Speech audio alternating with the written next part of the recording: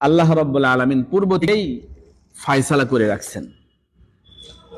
আলমে আরওয়াহ, রূহ জগৎ থেকে আল্লাহ রাব্বুল আলামিন এই উম্মতকে যাচাই করছেন, বাছাই করছেন, চয়ন করছেন, নির্বাচিত করছেন। এই উম্মতের সমস্ত রূহ এর মধ্য থেকে শেষ নবীর উম্মতের রূহকে আলাদা করা হয়েছে। সুবহানাল্লাহ। শেষ নবীর রূহকে আলাদা করা হয়েছে। আলাদা করে এই রূহগুলোকে আল্লাহ রাব্বুল আলামিন শেষ নবীর উম্মত হিসাবে আল্লাহ রাব্বুল আলামিন মর্যাদা দান করেছেন। শেষ নবীর উম্মত হিসাবে কি করছেন? মর্যাদা দান করেছেন। আর আল্লাহ সুবহানাহু ওয়া তাআলা এটা জানিয়ে দিয়েছেন, কুনতুম খায়রা উম্মাতিন উখরিজাত লিন-নাস তা'মুরুনা বিল মা'রুফ ওয়া তানহাউনা আনিল মুনকার।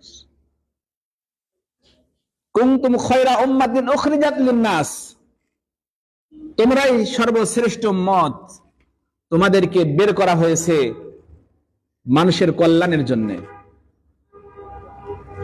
মানুষের কল্যাণের জন্য, মানুষের ফায়দার জন্য তোমাদেরকে বের করা হয়েছে।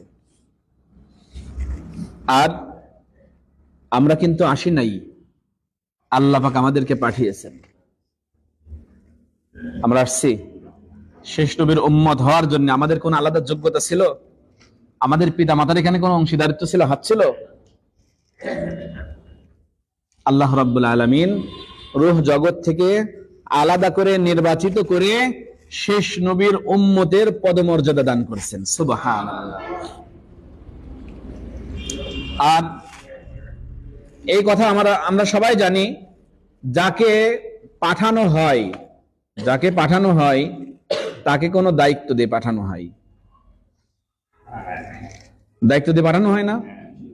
আপনার সন্তানকেই যদি কোথাও পাঠান, তাহলে অবশ্যই কোনো দায়িত্ব দিয়ে পাঠাবেন।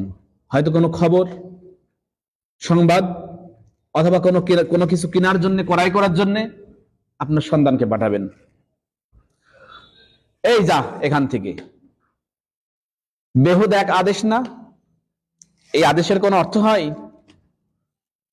তুমি অমুক জায়গায় যাও, অমুকের কাছে অমুক জায়গায় যাও, কেন যাবে সে উদ্দেশ্য জানিয়ে দেবে। উস্তাদ হোক, বাবা হোক, মুরব্বী হোক, বলবে কিনা যে বাবা তুমি এই চিঠিটা, এই মেসেজটা, এই সংবাদটা তুমি অমুকের কাছে পৌঁছায় দেবা, বলবে কিনা? কিংবা এই জিনিসটা, এই হাদিয়া আমার তরফ থেকে অমুকের কাছে পৌঁছায় দেবা। যাকে পাঠানো হয় তাকে কোনো দায়িত্ব দিয়ে পাঠানো হয়? আল্লাহ সুবহানাহু ওয়া তাআলা আমাদেরকে পাঠিয়েছেন শেষ নবীর উম্মত হিসেবে, একটা মহান দায়িত্ব, জিম্মাদারি দিয়ে আমাদেরকে পাঠিয়েছেন। সেটা হচ্ছে নবীদের যে দায়িত্ব ছিল, যে জিম্মাদারি ছিল, সেই দায়িত্ব কর্তব্য দিয়ে আল্লাহ পাক আমাদেরকে পাঠিয়েছেন। সুবহানাল্লাহ। এজন্য কোন নবীর উম্মত শেষ নবীর উম্মতের আগে জান্নাতে যেতে পারবে না।